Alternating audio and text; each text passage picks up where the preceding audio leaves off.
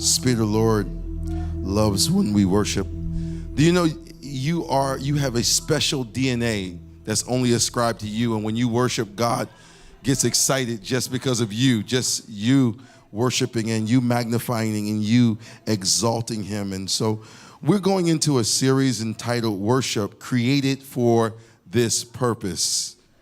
And over the course of the next couple of weeks, we're going to be talking about worship from several perspectives. Purpose of worship, the priority of worship, the place of worship, and the privilege of worship. And we want to learn a little bit more about how do we do this. And if you allow me just for a few minutes to kind of just tell you that as I was doing this, working on this series, I want you to know that God kept pricking my heart first. And I realized that maybe I'm not worshiping at the degree that I need to. And so he challenged me. And so in turn, I challenge you with how he's challenging me. Amen. And so I realized that worship has become so much of an outward form with little inward reality. And it has become what we experience on Sunday instead of what we live all week. And so the reality of that hit me because sometimes we can act or be one way in church, but Monday through Saturday, we are not functioning at the same capacity as we were in church. Meaning our worship has shifted and is not at the same degree or magnitude as it was when the music was playing and the minstrels were playing and the worship was going on. We felt a certain level, but then Monday through Saturday, the same worship kind of shrank back. And that's not the intention of God, that it would shrink back on Monday through Saturday, but the same God on Sunday is the same God on Monday. The same God on Sunday is the same God on Wednesday when you get the bad report, when you hear what you didn't want to hear. And so worship has to be more than Sunday. And so we sing, we pray, we hear sermons, we understand the order of the church. And oftentimes may be a struggle, but to say this, but oftentimes we hear all that without real worship. And so my job is to help you get further and closer to Christ because our hearts oftentimes betray us. We love God, but we love other stuff too. Thank you for one person. If I could just get one honest person in the room, amen, I'll take that.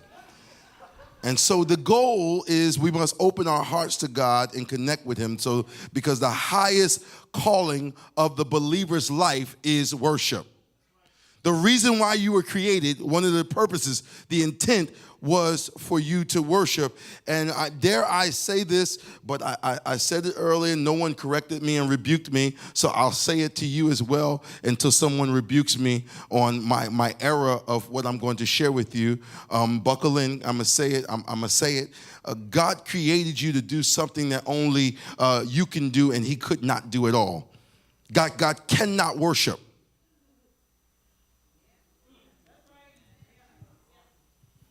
Okay, I know that sound. In order for God to worship, there would have to be something above God to worship. So his creation was by design created to worship him. So God, he won't go out of order. He's not going to try to worship when he says, "What do I worship?" So he created you. So God created you to do the only thing he cannot do. When we understand that, it should shift us a little bit because the believer is stuck in a place where we believe coming to church is the pinnacle of our worship. When really worship is something that is done throughout the week. It's more than singing, more than praying. It is without question everything that I am. And we're in a culture that worships a lot of things. And dare I say this, but we have intended to do the right thing, but we have worshiped the means versus worshiping the end. I'll explain. Meaning we find ourselves worshiping the stuff, the means, and so when the means get messed up, then we have a trouble. We got to start talking to the end. Purpose The original creation of a thing always focused on the end of a thing rather than the middle of the thing. Purpose. And so purpose, the original reason for the existence of a thing. And then let me draw your attention to the scripture so I could drive this home all the way for you. And John in the 4th chapter, 21st verse, let me go 19. We see here a story that we're going to hear multiple times throughout this month because there's so much to dissect in just these few passages. You see a woman who comes to the well, and she comes into an encounter with Jesus. Then Jesus starts telling her about her filthy life. And she tries to shift the conversation off the filthy life into a theological question of worship. And so she shifts the conversation right about here, and it says, "Sir," the woman said, "you must be a prophet. So tell me, why is it that you Jews insist that Jerusalem is the only place of worship, while we Samaritans claim it is here at Mount Gerizim, where our ancestors worship?" Jesus replied, "Believe me, dear woman, the time is coming, and when it will no longer matter whether you worship the Father on this mountain or in Jerusalem. You Samaritans know very little about the one you worship, while we Jews know all about him, for salvation comes through the Jews. But the time is coming, and indeed is here now, when true worshipers will worship the Father in spirit and in truth." The Father is looking, he's searching for those who will worship him that way. For God is spirit, so those who worship must worship him in spirit and in truth. It's so important that we understand this little conversation is mega for us, because without question, we find ourselves like this Samaritan woman. We find ourselves at the doorstep continually of Jesus, but not really knowing all about Jesus. We don't know of the Torah like the Jewish culture knows the Torah. We want to eat whatever we want to eat. We don't want to do all the elements of the finite elements of the beginning parts of the scripture. And so what he's saying here still fits and still becomes applicable for us, because although we love God and although we come to church and we worship, there are certain areas and avenues that we will not do at all. For example, the truth of the matter is, I don't want to say it.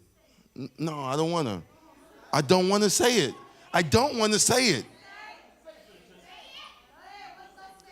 You remember you told me to say it. The Jewish people keep their Sabbath holy, but the church don't.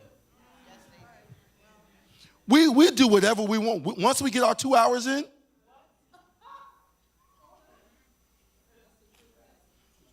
I got a barbecue, I got we do everything, and they did not make this up. It was in the Bible to keep the Sabbath holy. It doesn't become it's still holy. I went to church. No, holy is a whole day. Holy is the whole moment. The whole worship element is I'm giving the whole day to the Lord, not 2 hours. And I don't even know if I could say 2 hours. We might give an hour and 30 minutes if you're late. I'm sorry. Let's go in the text. He talks to her and really gives her a real clarity here, because you have to know God in order to worship him. And the less you know about something, the harder it is to worship. Come on. Yeah. And so we think we know him just because we encountered him once, but worship is an ongoing encounter. Day after day, I have to acquaint myself with that person. Okay? Come on. How many people got the person they talk on the phone with every day? The same person you talk to. You have a friend. Okay, thank you for 1, 2. Okay, come on. You have a person that you talk to every single day on the phone. A friend. Yes. Do you know that friend's voice? Whether they disguise it. Can they disguise it on you? You ever have your friend try to play a trick on you? Hello. No. No, I had a friend. My friend, who I talk to all the time, called me from a different number and tried to play a trick on me and tried to disguise their voice. And I listened and I said, come on, I know it's you. How come? Because we talk on the phone all the time, and now we're familiar with each other, so I know your voice. The more familiar you become with someone, it's easier to honor them. Okay, watch this. And because we only have a Sunday relationship sometimes with God, we don't know when he's speaking, so we get confused on Wednesday.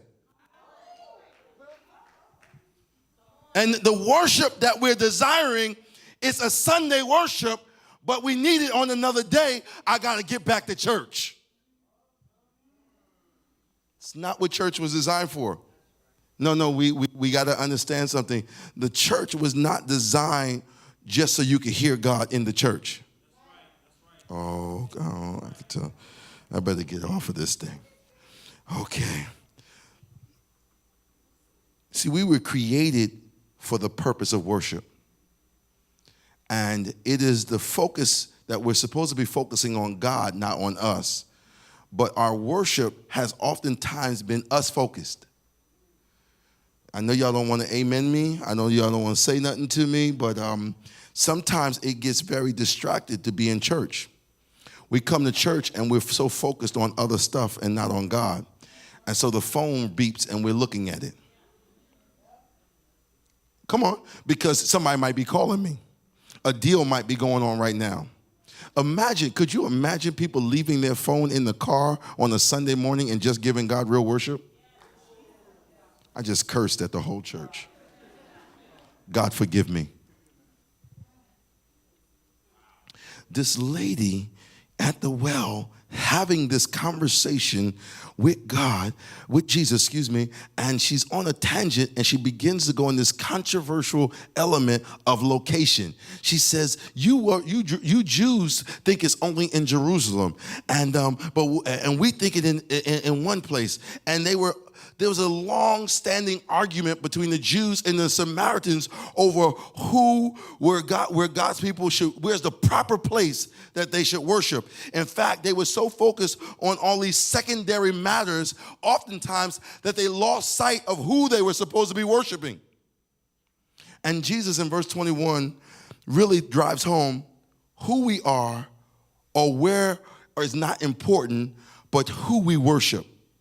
Worship is not focused on us or a location, but on God.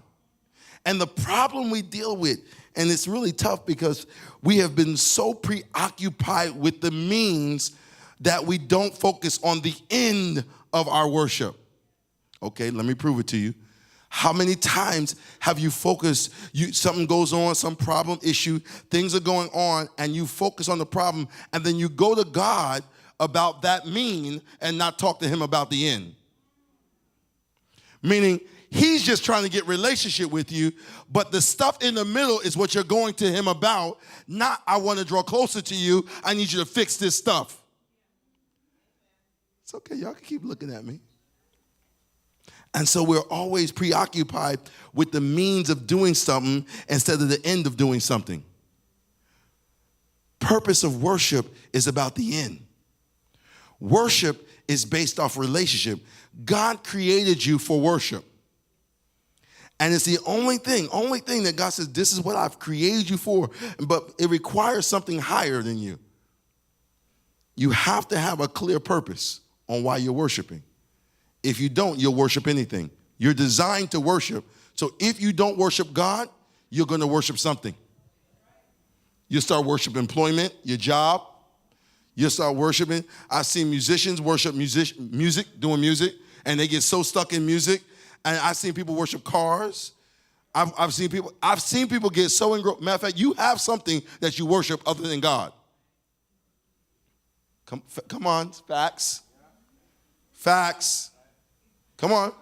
Something in your life is God. Now you might wake up and say God, and then that thing. Whatever that thing is, and that thing makes you happy. And when that thing's messed up, your relationship with God's messed up. Because now you're like, I need God right now. Everything's going crazy. My life is going crazy. Your life is going crazy because you misinterpreted what's supposed to go first. And so until you put God first, your life does not get in order. Because God first, everything follows. But because I put everything first, and then I put God, when things crumble, God, I need you. Instead of God, I need you, he says, and stuff is crumbling, he said, I can fix that too. But seek ye first the kingdom of God and his righteousness, and guess what happens? Everything else, my worries begin to dissipate when? When I'm in worship. Worship takes the focus off my stuff and puts it on the thing that matters. It is worship. See, worship is not about nice buildings. It's not about nice people. Worship is not really real unless it's focused on God himself. And the church is supposed to be gathering of people who are focused on God above everything else. Everything we do should be focused on him. And so the beginning part of the service is really the major part of the service, not this part that's really for you. That's right. The beginning part. And you know what happens to us? We're all my shy people. I need y'all want to raise your hand. Shy people. It's okay. You're shy, like you don't want to embarrass yourself or whatever. Where you at? Yeah. Okay, watch this. Worship releases you from your own shame and embarrassment and says, let me get beyond me to the spirit part, because if I'm going to worship him in spirit and in truth, I can't focus on who's looking at me. But what flesh says, people are looking at me, don't raise your hand. People are looking at me, don't stand up. People are looking at me, don't sing. People look at, and I don't want to draw any attention to me when no attention should be on any one person but to God.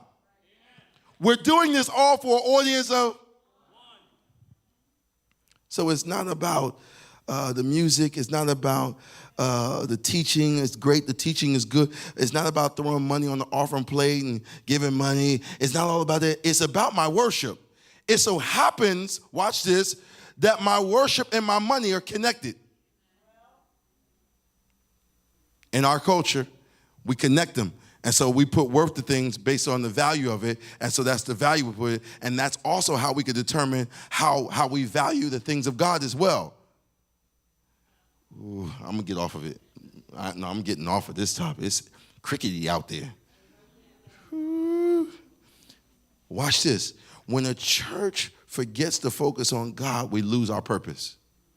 Let me say it again. The church being you. When the people forget that the reason why I sow, the reason why I lift my hands, the reason why I do everything I do is to take the focus off of me and put it on God. And God says, because you did that, I'll bless you. I'll pour you out a blessing you won't have room enough to receive. Every time you worship me, I'll open up the windows of heaven and pour you out okay, I better, Watch this. We have oftentimes focused so much on our situation that God says, I got to fix that before you can even give me any attention. And then when he fixes what he fixes in your life, you stop giving him. Please, can I have one real person in the room? How many times have God stepped in and fixed the situation, healed the situation, delivered, altered the situation, and then once it got done, you started curling back how much time you spent in prayer? Please be real. And now, things are going okay. And then when they go absolutely to hell, you're like, I need to come back. I need to. And that's okay. God's not angry with that. Don't let the devil ride you in that place. Just get back in place. We always let the devil keep us out longer than we should. And really, God's saying, no, I'm taking you through this so you can get back in worship. You're going through this again so you get back in worship. Everything, your attitude, your actions, your mouth, everything, it should be a reflection of God, but not until you plug back into the things of God and focus can you do that. I better go scripture. Watch this. It's so important because you were created to worship in the spirit. Let's go there. Watch this. Here's the hard part about this. We are so far in the natural that we have to fight our way into the spirit. Okay, let me prove it to you. Until the right song is sung, until the right chord is hit. Please be real. Please, come on. Even when you get to a party, where my party people at? Okay, don't fake. Thank you. Where my party people? All right. The party doesn't begin till they play the right song. Thank you. Why is that? Because we've been designed to function in outer flesh first. Meaning we designed ourselves. That's not how God designed you. But so now we've cultured ourselves that you have to play the right song, set the right atmosphere, lights got to be right. Right. And once the music get right, and then they put the song on, follow me.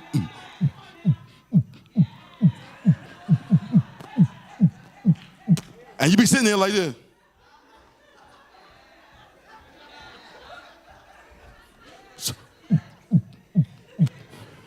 To a place where we all can be free.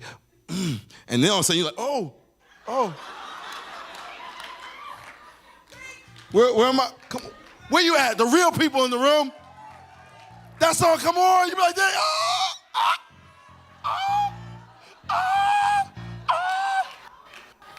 What happened? Atmosphere, environment. What if? Because he says, I'm challenging you to focus on God, but then he says, the invisible spirit of God. So that means I have to tap into the spirit. Now, in order to tap into the spirit, God is spirit, right? If I'm going to worship him in spirit, that means I got to get out my physical flesh. In order to do that, I cannot look at or put my eyes and hands on the ability to worship. It has to start on the inside. That means somewhere on the inside, I got to think about his goodness. Somewhere on the inside, I got to remember what he's done for me. Somewhere on the inside, I got to begin to focus on not anything external necessarily, but how he's brought me out of a situation, delivered me through. And when I tap into that, that's when I say, okay, wait a minute. I don't even care who's looking at me. I don't care what you say about me. I don't care what you do. I'm here to connect with the presence of the Holy Spirit, and I need him now. See, so many of us have been stuck. We've been stuck. We want real worship, but we don't realize real worship involves your mind, your emotion, your will, your intellect, your imagination. It requires everything, and then it has to be motivated by love. It has to be motivated by what? Love. And it must be led to obedient action to glorify God. Watch this. Whatever I worship has those elements operating. Whatever you love, secondary. We got the God answer. The secondary thing, it gets into your spirit so much that it'll mess you up. You'll be like, that thing go wrong, whatever that thing is, get it in your head, the secondary thing. You got it? Some of y'all ain't get it yet. I can see your faces, you blank. Get the thing that makes you smile. I don't know if she got it. She's laughing at me. No, I did though. Get that thing. You got it? The secondary thing, whatever makes you, like when you're doing it, you're happy, you're like, psh, yes. Got it? You got it. I don't know if some of you got it. Your faces don't show. Because when you get it, you're like this. That's the look like, yeah. Yeah, they got the church look on right now. Take your church look and put it to the side for a second. I'm trying to get to your spirit. Put it down. Put it down. I'm waiting. All right? Ready? Get that thing. Got it? When that thing is messed up in your mind, everything else, emotionally, your imagination is messed up. You can't think about nothing else. Everything's jacked up. And then when you try to worship God, you're still thinking about that thing. Y'all with me? What does it have? it has control spiritually over you because you can't even give God the glory because it has you, and now you're like, I'm all jacked up. Can you pray for me? I'm all jacked up. Watch this. When the reversal happens, let's take this and let's put God over that thing. Got me? You doing it? Now watch this. Spiritually, you've tapped into the things of God. The secondary thing doesn't have the control. God does. So now the secondary thing goes wrong, and you tap back into the first thing and say, it's okay. I know he's working it out. I'm all right. I can still smile. Joy coming in the morning, and you understand we've been doing it for a night, but joy is in the morning because his favor lasts for a lifetime. And you recognize now I'm tapped into the first thing. The first thing is going to dictate everything else. And so I'll worship the first, and everything else will come in line because the first thing has the ability to do the impossible. The first thing has the ability to do miracles. The first thing has the ability to shake everything up in my life. Yeah. When I start worshiping in spirit, it's a response that God, you're capable of doing everything. You're the possible God. And so many times we sit in church and we're focused on everything else, and we're singing, but we're not worshiping. How many people getting this? Okay, let's move. Here's what I need you to do. If you're worshiping in spirit, this is your spiritual life. That means that it has to supersede the problem. Problems are going to come, but the relationship with God supersedes the problem because spiritually you'll tap in, and that's what will dictate your attitude, your joy, the fruits of the Spirit, not the problem and circumstance. And that's when you know you're getting into worship a little different because you know he's capable. Woo. And then watch this. It doesn't matter if you get to church or not. You can worship whenever and wherever. Location is removed when I'm worshiping in spirit. That means I'll be going through something, and right there I'll go in the spirit and be like, God, I know you're working it out. God, I know you're about to do it. I know I'm in it, but I'm a box with you in my corner. Everything in you should be engaged when you're in your spirit, when the spirit. That means my emotions, come on, we, mind, emotion, will, intellect, and imagination must engage in my spirit. There is no way to come to church and come into worship and look at the praise and worship team. Glory to God. You don't like me. I can tell. Okay, you don't like me. I'm not here for you to like me. There's no way for you to come and just tap your feet. Something on the inside should say, no. I don't do that when that song come on. No, when that song come on,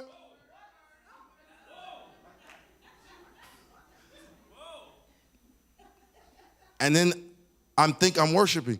I was sharing earlier, I said, I watched Michael Jackson concerts as I was doing this worship series, and I began to watch Michael Jackson concerts.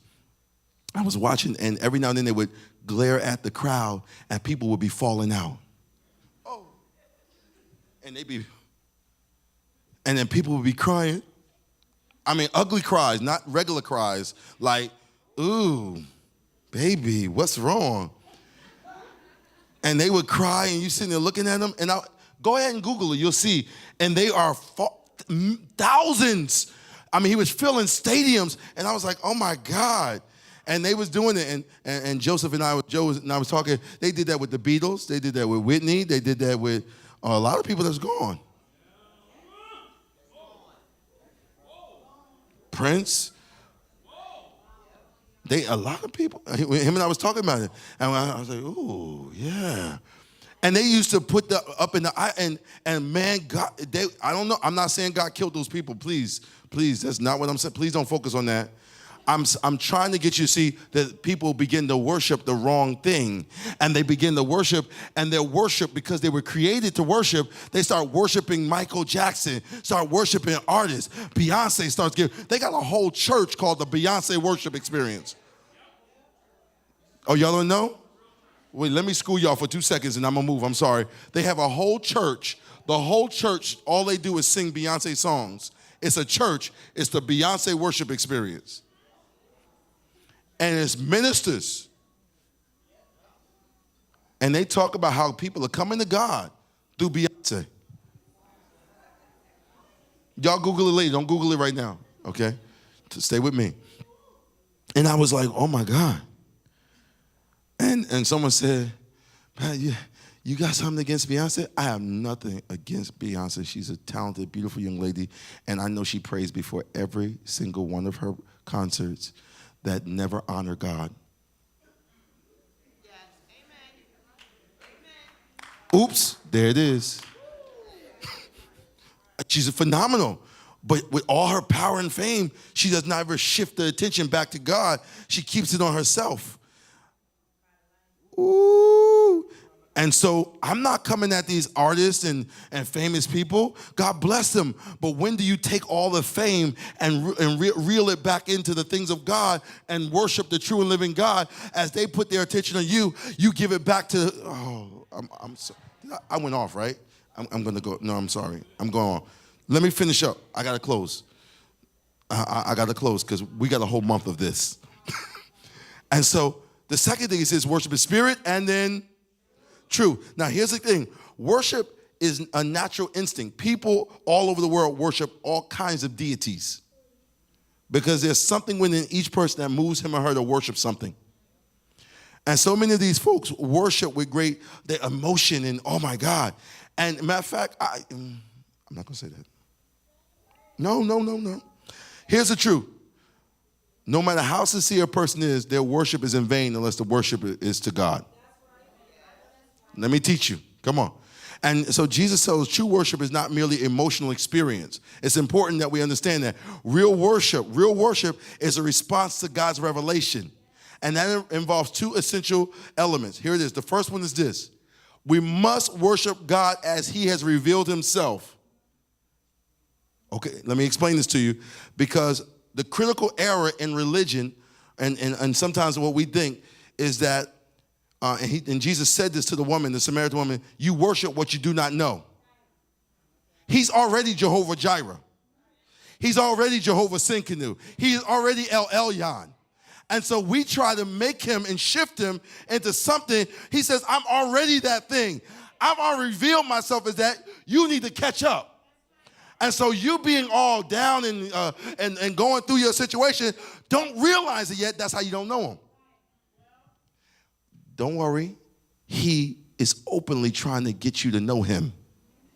He's not just because don't feel some kind of way because I said that. True worship, the truth of worship is when you get the revelation of who he is and you don't feel shame no more. The devil will keep you away from church as long as he can. Why? Because truth sets you free. And so what he does, he makes you so busy that you cannot receive truth. Well, I know the truth. No, you knew the truth when you came to church that once. He says, do not forsake the assembly. Why? I need you to go all the time because there's a revelation that gets told. Why? How can they know unless a preacher preach? Am I in the Bible? The Bible. He says, how can they hear lest a preacher preach? That's what the Bible says. So there is a consistent basis that he designed to reveal himself. We can't change that truth because now they got technology that makes it easier. The real danger here is that if you don't worship God as he is, you'll create a God to suit your own tastes and comforts. There are people who worship so many different things. They worship love, they worship also, and they get hurt through the process, and they're trying to understand, and they're trying to figure it out. But here's the thing, you can't create God to suit your needs. Woo. The church was meant to worship God as he is, not as we would like for him to be. And the only way to do this is to worship God as he's revealed through Jesus Christ in his word. Second thing, and I'm closing, watch this. We must worship him as he has instructed us. God has given instruction in his word about how he wants to be worshiped. You can't make up how you want to worship. Any worship that is not biblical is unacceptable to God. Thank you for one person. She on board. That's right. Any worship that's not biblical is unacceptable worship. You can't make up your way. Oh, I'm just going to make it up. Some people want to worship God on their own terms. Yeah, I worship God while I'm fishing. No, I worship God while I'm at work. I worship God at home. I don't need to come to church to worship God. There's a problem in this kind of thinking, is that it's a kernel of truth to it. Yes, you can worship God while you're fishing. Yes, you can worship God on your job. It's a kernel of truth, but you can't appreciate God's beauty and what he's called you to do unless you come together. Okay, I'll prove it to you. Hebrews 10:24, it says, and let us consider one another in order to stir up love and good works, not forsaking the assembly of ourselves together as is the manner of some, but exhorting one another, and so much the more you as the seated day approaching. When someone tells me that coming to church is not important, what they're really saying is that they can worship God the way they want to instead of the way God commands us.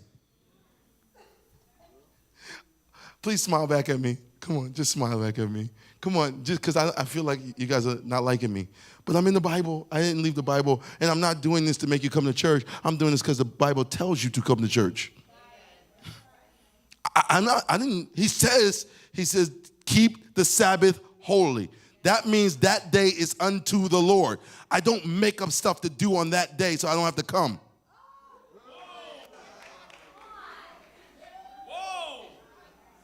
Truth, this is the truth. Hello. Part of my worship is I can't just make it up. I got to say, God, this is what you told me to do to worship you. I can't say I worship you and I don't stop going to work. Because I put worth to that job. They're going to pay me my money. Let that money not be there. All they got to do is miss that check one time. And you're going to come to them one time real nice. Where my nice people at? Where my so nice people at? Let me see y'all, because those are people who want to talk. Y'all, okay. Anybody like this? I'm sorry, it might have been an oversight. It might have been an oversight. Things might have happened a little funny. I know how checks and things get messed up in the mail, and sometimes computer glitches, so my direct deposit wasn't there.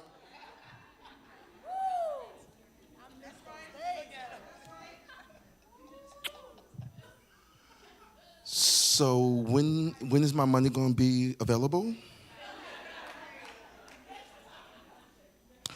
Oh, I'm sorry. If you didn't get it, we have to wait another 2 weeks and the next pay.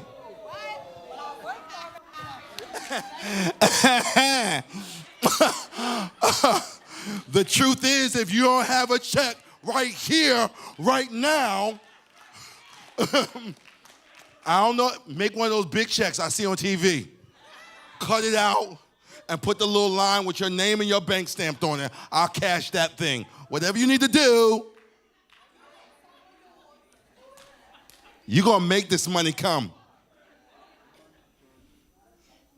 Why? Why? Because we have ascribed, I have a value, and you're going to worship me right with my pay. Come on, I'm teaching you. Watch this. And so if someone doesn't pay you, you're like this, then you haven't honored me properly. And so if you're not going to pay me right, I ain't coming. Now, you pay me right, I'll be there. Monday through Friday. As long as I know that check coming, I'm going to be there. Tell me the check going to come 2 weeks afterwards. Look, call me when they come and I'll come back. Watch this. Let's change that over to a spiritual thing. The truth is, the way God operates is, he says, I want you to worship me, not just on Sunday, but 7 days. When you worship me, what happens is, he says, if you seek me first and my kingdom, and right, y'all see this? He says, I'll add everything unto you. And then before that, he says, the birds don't worry. None of this stuff worry. But you worrying because you're not seeking me first. The birds seek me first when they fly out. But you don't seek me, and then you get all worried, and you coming to me all beggish. Oh, man. Okay, I got to close. Oh my gosh, don't worry. Did y'all get this? Okay, all right, I'm closing. I gotta close. So watch this. It's important that you know, oh man, this is Thursday. Okay, skip Thursday. Come Thursday, I'll finish up on Thursday. So the key to understanding worship is not reading the Bible. It's not just reading, it's practicing the Bible. People read the Bible but don't practice it. Watch this. You think we invented lifting your hands? It's in the Bible. You think we invented singing? It's in the Bible, a part of our worship. We didn't just invent instruments. The lyre and the harp and the string instruments was always in the Bible as an act of worship. So nothing that we are doing we didn't invent it. The word says this how he wants to be worshiped. We didn't invent dancing before the Lord.